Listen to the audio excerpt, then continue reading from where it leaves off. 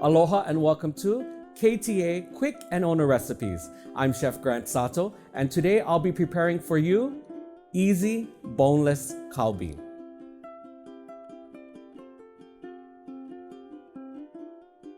Place the short ribs into a large zip-top bag or container and set aside. In a blender, combine the shoyu, water, sugar, garlic, ginger, onion, pear or apple, and sesame seed oil. Process until smooth, about 30 seconds, and pour over the short ribs. Allow them to marinate in the refrigerator for 2 to 3 days.